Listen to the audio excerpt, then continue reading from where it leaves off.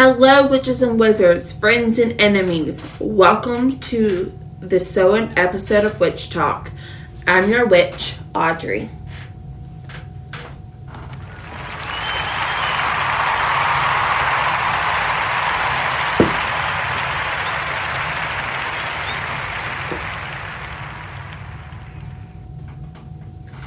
Now, today we're going to go over a couple of different things. We're going to go over debunking some myths that have to do with Samhain and Halloween, explain exactly what the celebration is, and what we do and what I do specifically as a witch to celebrate it. So I want to walk you through my day-to-day routine when it comes to this blessed and wonderful holiday.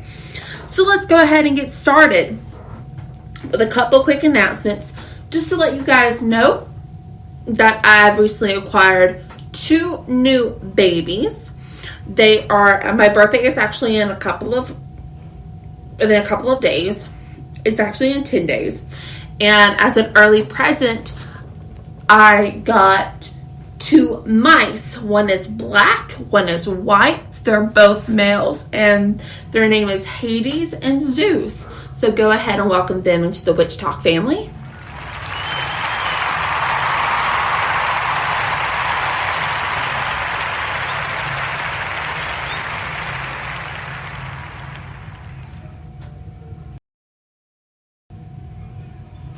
So, let's go ahead and go over the rumors that have been circulating. You know, I see a lot of these on TikTok where they're like, oh, don't celebrate Halloween. It's insert reason here. But I'm going to debunk some of the myths, the lies, and we're going to play true, false, or myth. So let's go ahead and talk about it. So a couple of the main ones that I get is that it glorifies dark magic. It glorifies the occult. Well, occult is a very loose term. Occult can be different types of magic in general, but there is going to be different types of magic. There's harmonious magic and there's chaos magic, which a lot of people mislabel as white magic and dark magic. And magic is magic. It depends how you use it. Just like a pen, you can stab someone with it, or you can be Shakespeare and write literature that has redefined our times for thousands of years to come.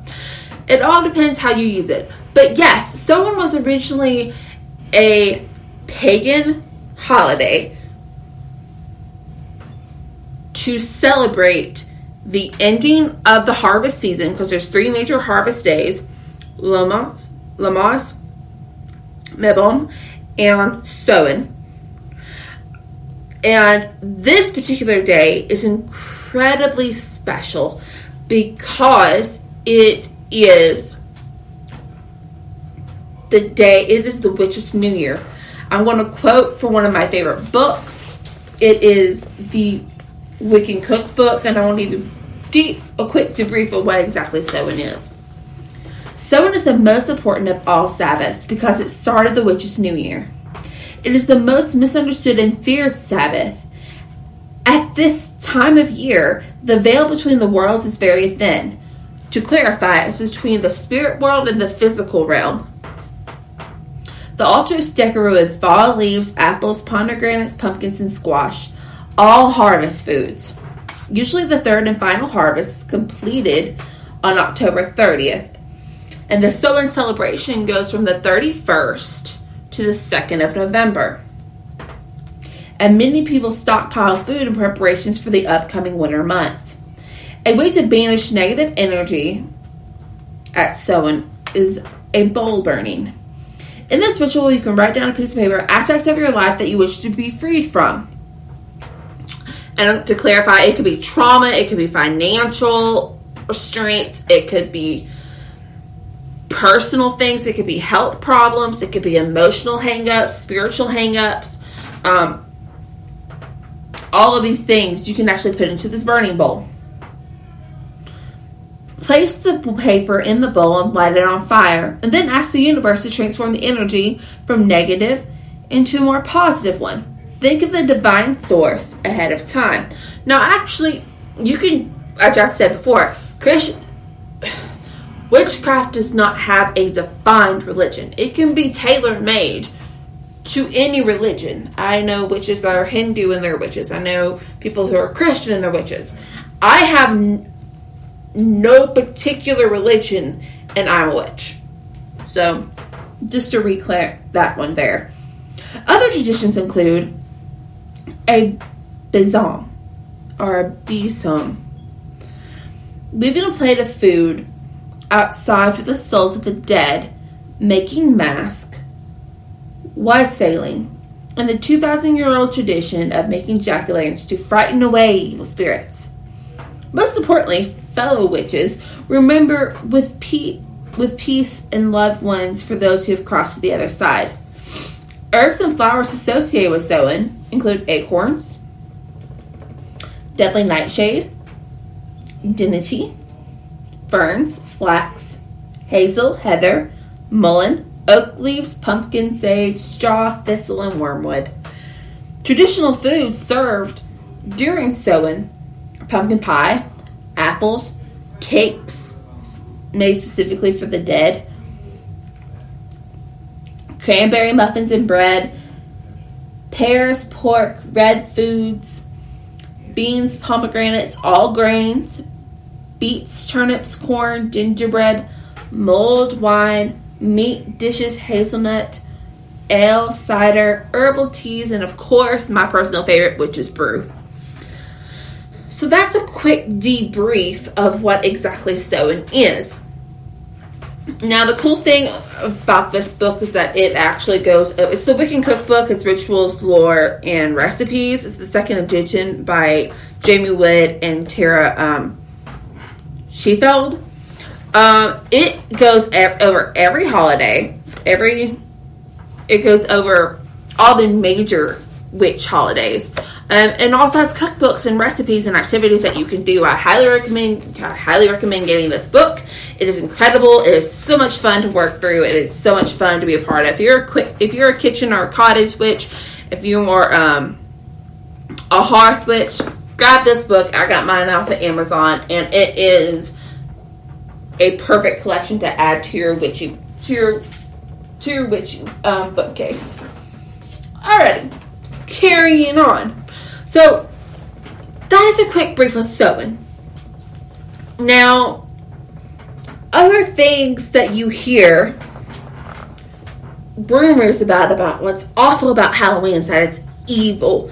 And this was associated because of the Christian, very way back, the Roman Catholics and the Protestants associated women who did not fit into the social norms as witches.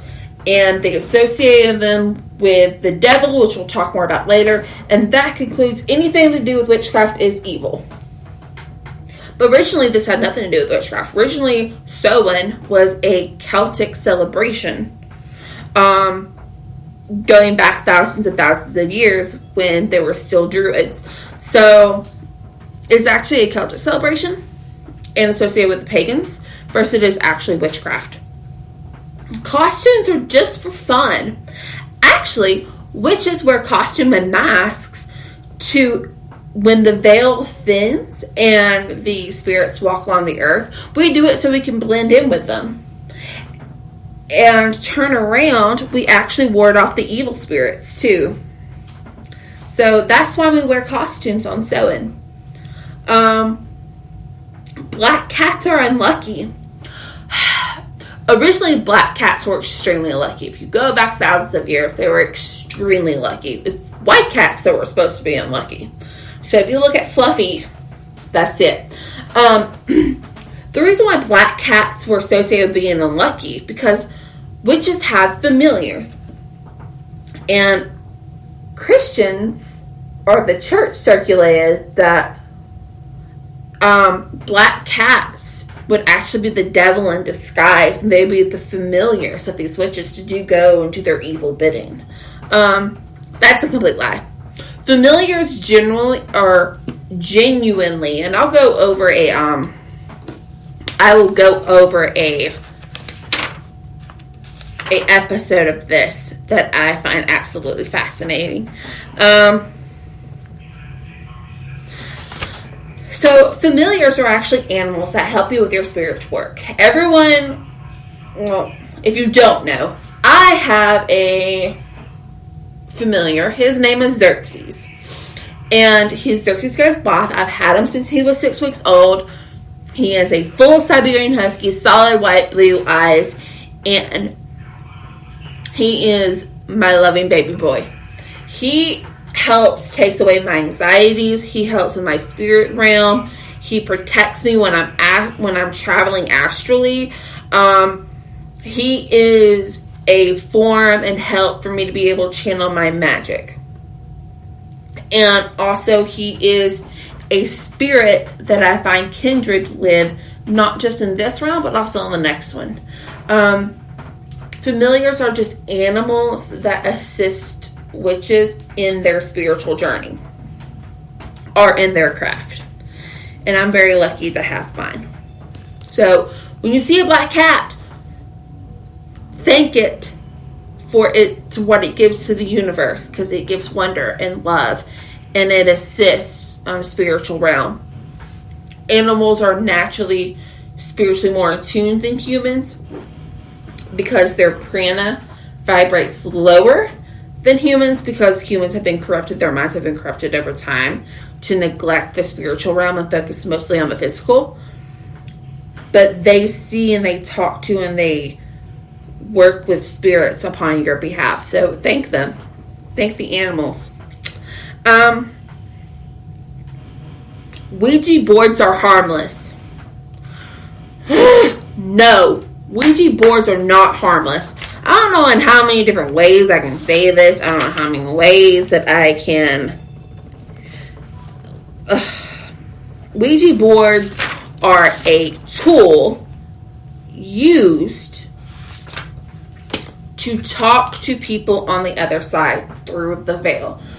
And Samhain is a particularly potent time to do it because the veil is so thin. Because it is the Witch's New Year. It's where the world goes on to a restart. It's where everything is dying in the world and everything is reborn. And Ouija boards can be very extremely dangerous. There needs to be certain precautions to be taken if you're a really experienced witch. Or if you're just a non-practitioner in general. Ouija boards are not for the faint heart. I have been practicing for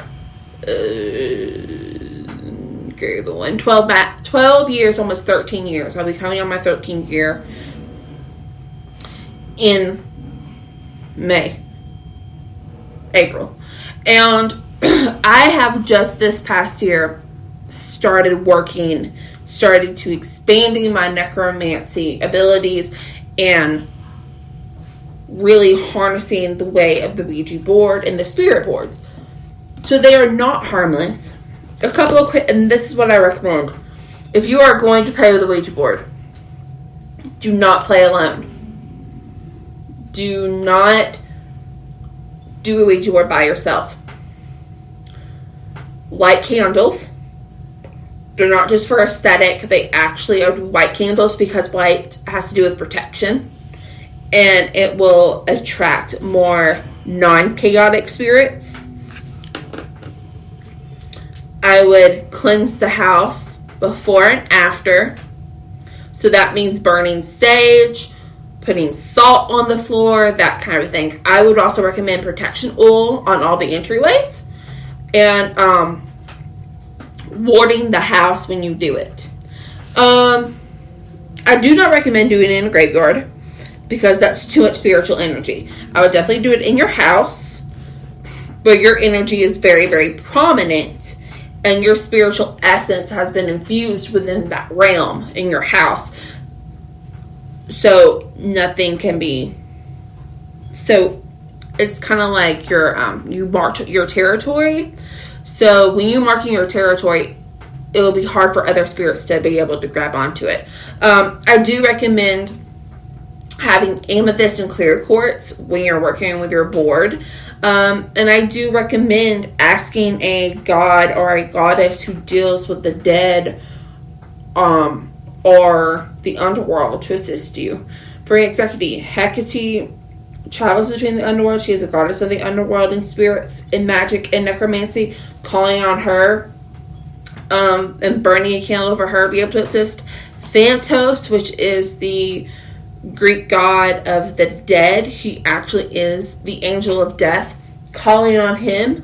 Hades is a wonderful one to be able to go to. I would definitely recommend those three. They're all incredibly easy to work with. They're very loving, and they'll be able to guide you through this realm. And also they'll give you extra protection, which always helps. So there's my spiel on Ouija boards. Work smarter. Don't get yourself attached to stuff. So there is that. Also, so going on to our next myth. Witches fly on broomsticks across the moon in the midnight sky. That's not exactly true. So, we do have a thing called flying ointment in the witch community. And flying ointment is a type of ointment that is used to help assist us when we astral travel. Now, originally, so there's that. That's where they all get we fly. We don't really fly. We actually travel through the spirit realm and the astral realm. And originally, it was administered vaginally. So when it came to the broomsticks, by the way, this episode is not for kids. My whole channel is not for kids. It was actually the ointment was putting on the top of the broomstick, and that's how they would insert it. We do not do that now. Well, some of us don't do that now. But we don't use the broomsticks now. Thanks to the advancement of witchcraft, flying ointments are made. You can put it on the body or things along those lines. But yes, so that's a debunking myth. We don't really actually fly through the sky. I wish, though. The next one always makes me giggle because you always see these old witch myths like Hansel and Gretel, where the evil witch in the woods of the house of candy tries to eat kids. And you see all these. And there's this meme that I saw that are these two witches, and they're standing by a cauldron and they're stirring up a pot. And one witch is holding a kid, and she's like, "What about this?" Talk about the child. And then the other witch says, "Are you kidding? You know how much sugar are in those things?"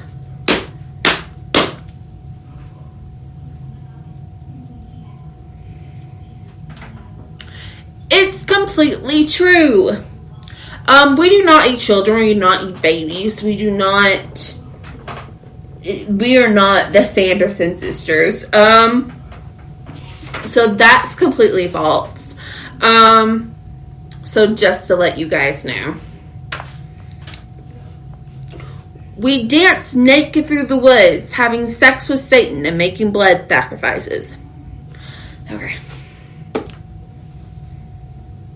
Oy. This one's a lot. This one's a load to unpack.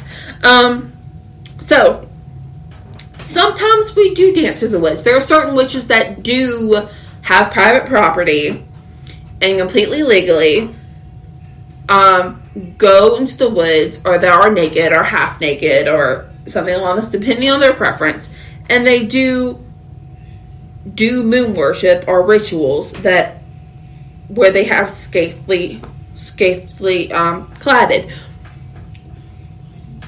There are people who do moon bathe, and they are basically half clothed or not clothed at all, and they literally bathe in the moon, where it's just like sunbathing. So that's depending on the witch, and that depends on the person and how comfortable they are within themselves. Have I done moon bathing before? Have I danced in the woods naked? I've danced in the woods under a full moon. Yes. Was I naked? No.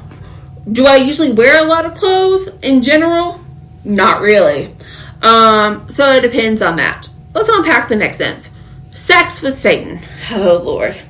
If you watch my Witches, Sluts, and Feminists, you know the back history of how Christianity affected the rumors and perceptions when it came to witchcraft and witches.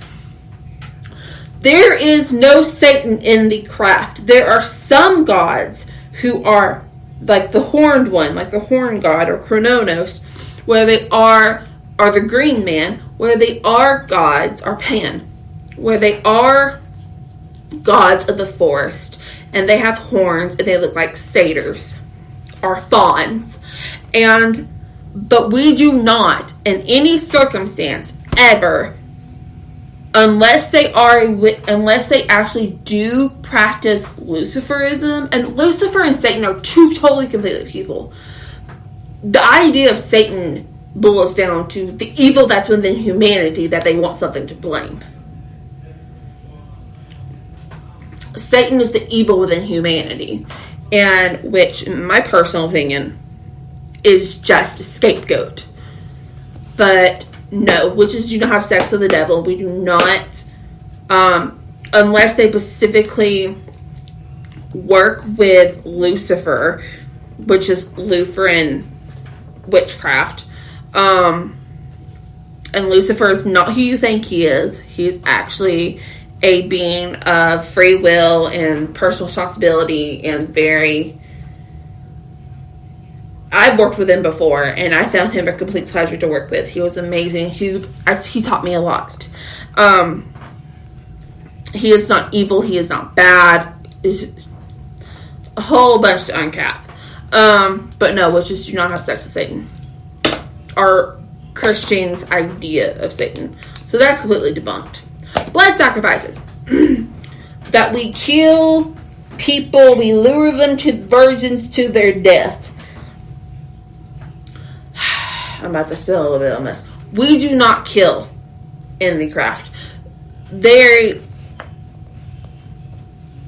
It's not like where it was in the Bible, where you put a goat on an altar and you killed it in the name of a god. We don't do that in modern witchcraft. We have such thing called blood magic. And blood magic, where we use our own blood as a catalyst for magic, because blood holds spiritual and physical life source and all the elements in it. I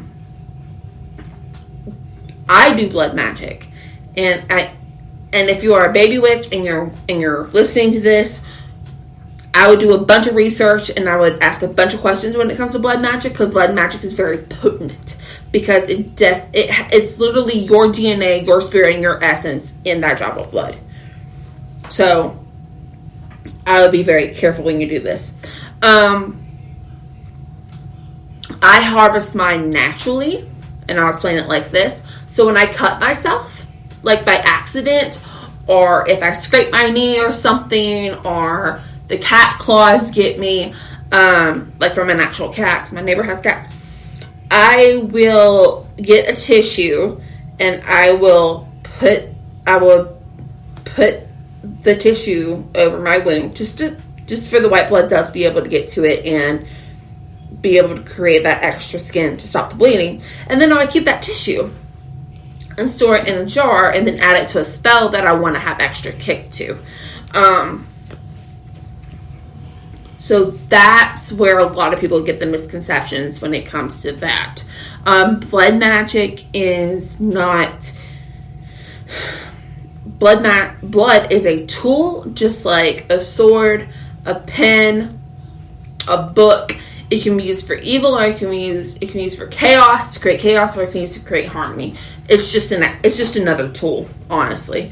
It just has more fire in the engine than normal tools, and it's more personalized per the witch, because it's her DNA. It's her spirit and her life force that's in that drop of blood. Disclaimer, I would honestly and truly ask a lot of questions when it comes to blood magic. and do a lot of research and know the repercussions of what exactly spell you're casting. If you have any questions, by all means, you can always contact me. I'm on Twitter.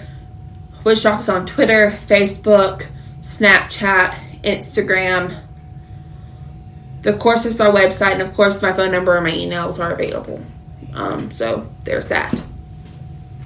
So now that we've gone over debunking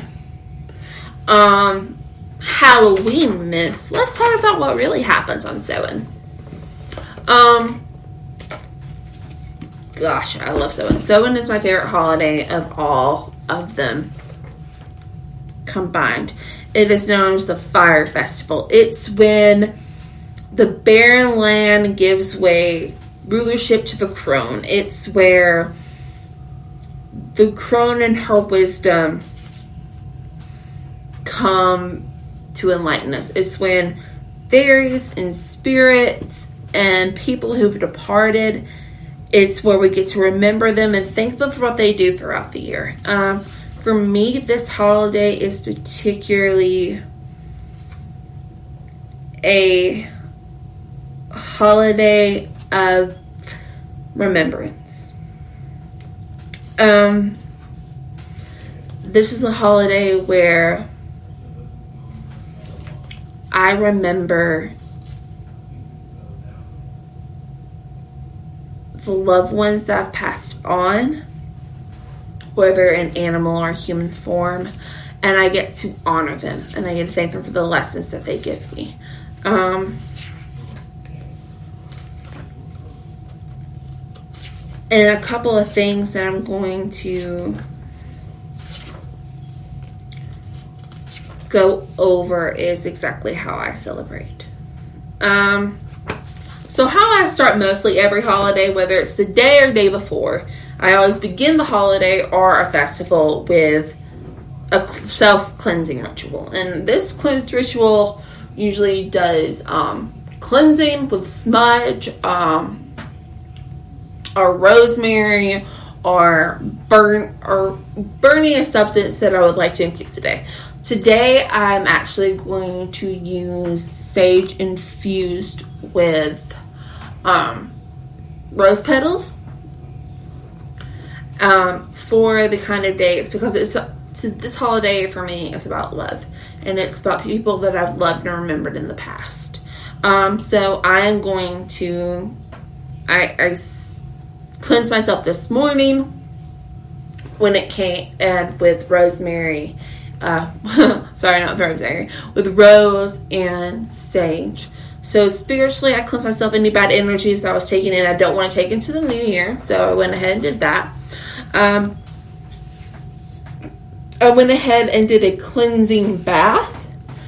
And what I put in my cleansing bath are a couple of different things.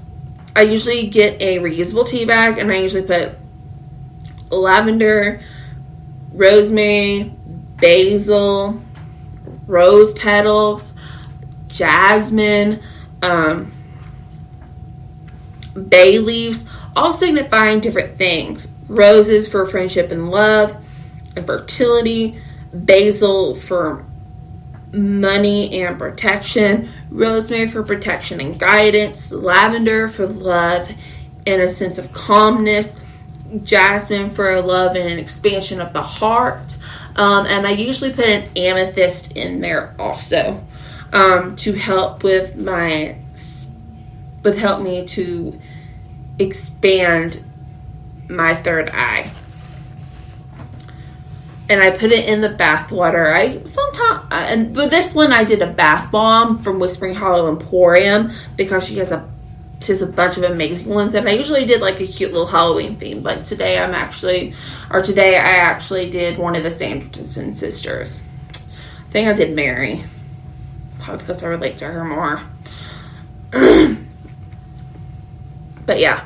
And then I do a huge cleaning of my house.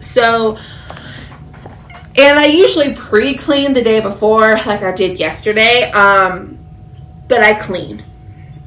And I cleanse the house. I make sure I wipe everything down. I get the pets ready, and I make sure their habitats and their areas are clean. I make sure the bathrooms and the kitchen and the living rooms are super clean. I usually leave my bedroom alone because it's a disaster, and I usually save it for that night because I usually save it for the next day because it's a restart. But yeah, that's what I do. That's how I get the house ready, and then I cleanse it. I put salt on the floors and I vacuum it up. I do infused lavender, sage, and rose water, and I let it soak in the moonlight, and I spray it all over the house. I also cleanse the house with sage and my sound bowl, and then I turn around and I ask my gods and goddesses to bless the house. And then I put extra salt on all the doors, and then I put warding oil on my doors too, where the frames are, on my frame doors. Then, after all that is done, I set the table. Now, this is really, really big for me because I make a list of everyone that has passed and everyone I would like to honor. And I set a table and I make a name card specifically for them. And I set the table for them. If I have any, for example, I have my Nana's ashes. So my Nana's ashes will be at the table. I have my dog Kita's collar. So her collar will be at the table. I have candles, and I have different name tags and different things, pictures of my brother, pictures of my family that's passed, pictures of my grandfather who passed this year.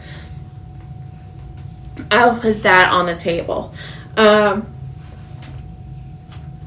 then this year I'll be adding a name to the table. I'll be adding 2 names to the table. I'll be adding my grandfather that passed, and then I'll be adding my baby that I miscarried to the table this year.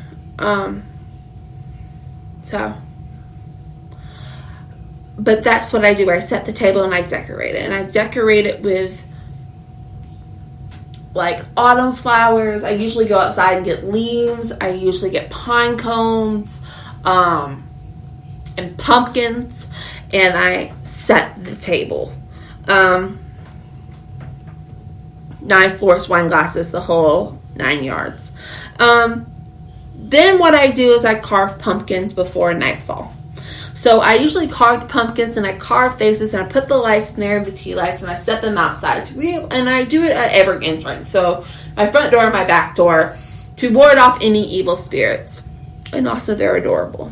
Then I start cooking. So some of the things that I actually cook, I do mulled wine, which is my definition of witch's brew. I usually make an apple crumble or apple pie. I usually do ham or some kind of roast. I'm doing ham this year, so wahaha. And I use it with apples, cinnamon, sugar, all the fun stuff. And then I start making my, I can never say this, pan de morta, which is bread of the dead. And it's an ancestral food that that you serve for the people who have passed on. And you can find that you can actually find that recipe online. And this is what I give to them, and I set on their plates as an offering.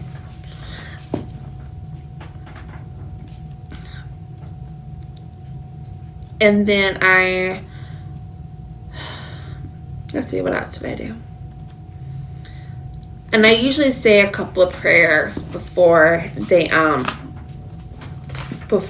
go to. So for example, I usually do a prayer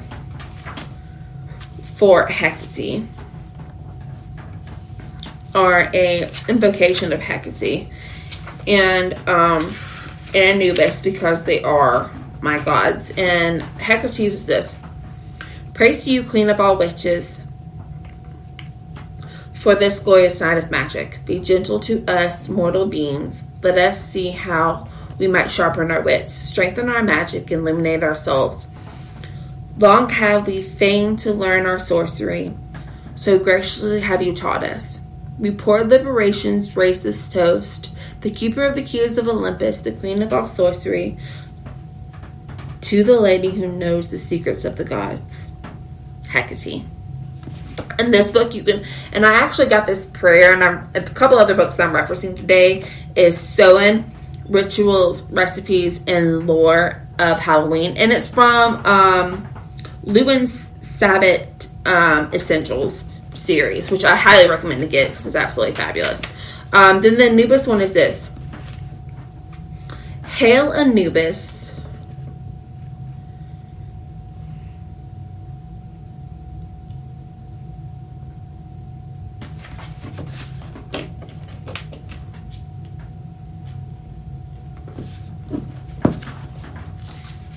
Hail Anubis, to your love do the dead answer.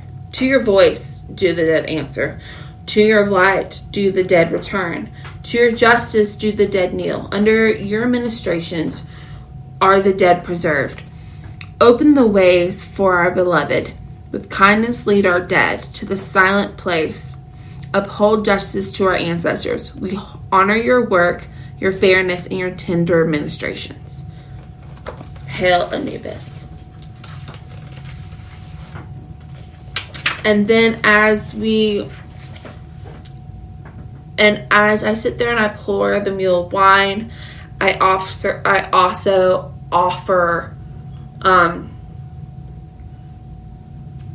different offerings for different gods. I light candles, and when we sit down and eat, I say two things: an invocation of a crone, which is this: Queen of wisdom, queen of night, queen who bids when best to rest, when best to fight. Gaze with us into cauldron black. In the vapors, let us see the future. Let us heal the past. And then, of course, I have a greeting for my ancestors. So, those who have, this is 158 of the sewing book. Sit at this table where the beet juice bleeds red on the cloth. Here we have a plate for you. Let us serve you this once. There you see the spoons for seconds. How happy we are that you made it up the lighted path. How pleased you could cross the veil and threshold to be with us on this hallowed night. Pray with us now that your journey be blessed, that each year you return until ready for rest. Ah, look at us. See our changes. The seeds planted, leaves nurtured, have branched out. Some have bolted. Here is new birth, new family. Our hands have crafted, woven, written.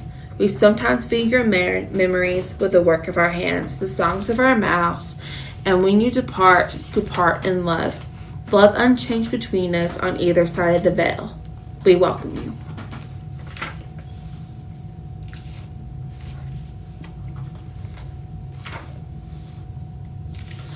And this is an incredibly good book to work through and to use. There is a prayer in here that's a prayer after a bad year, which I think 2020 is definitely it. And it's this: the bees all died, the land went dry. Our larders run low to empty. Hear us cry. We turn the tide, make the coming years ones of plenty. Turn the tide. And that's a couple of prayers that I'm going to say tonight when I get done with, when I start my ritual.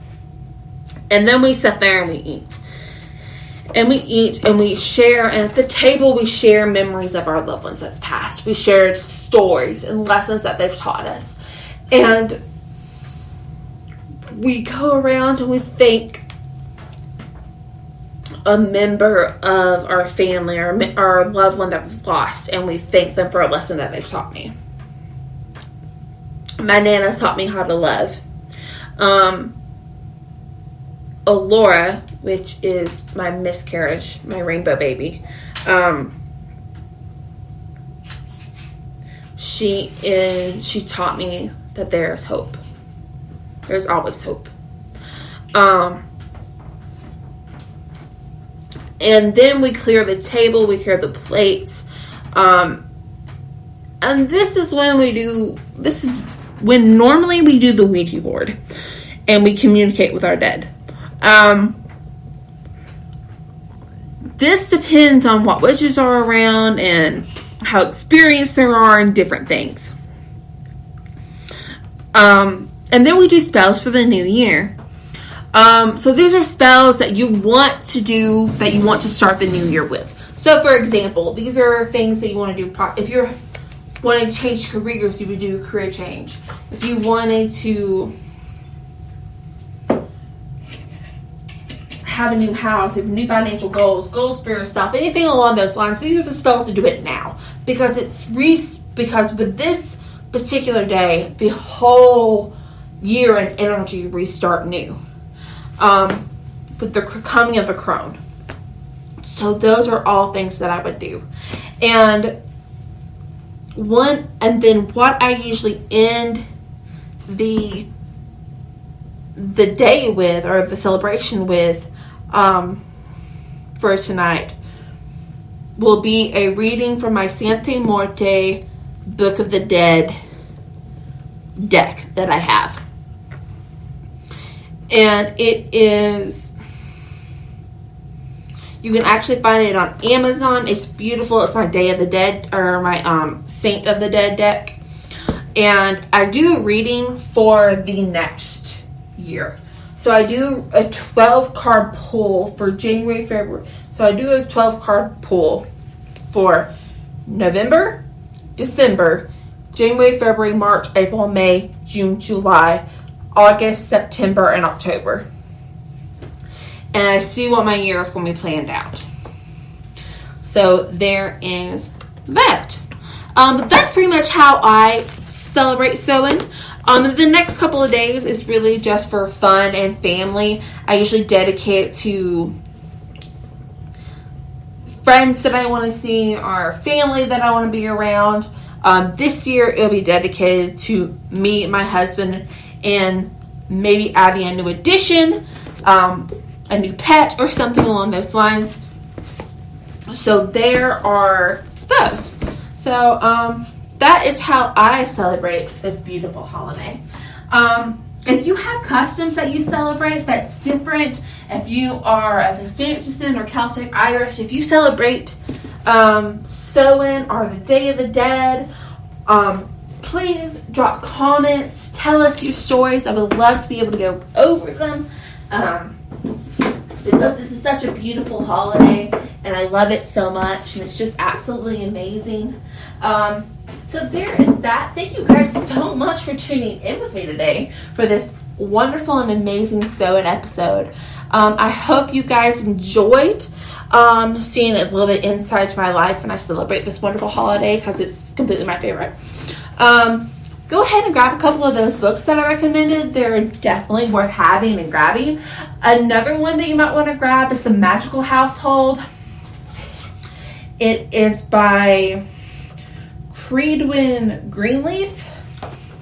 And it actually goes over, I found this incredibly wonderful to work with. It actually goes over how to cleanse and ward your household, and different things to bring magic into your everyday life. And I definitely use this book when I go through every holidays, and I do major holidays like this. So thank you guys so much for tuning in with me. I hope you have a great holiday and a great day. Blessed Samhain and happy Halloween and happy Day of the Dead to everyone. Thank you so much. This is Audrey signing out from Witch Talk Tower. Blessed be.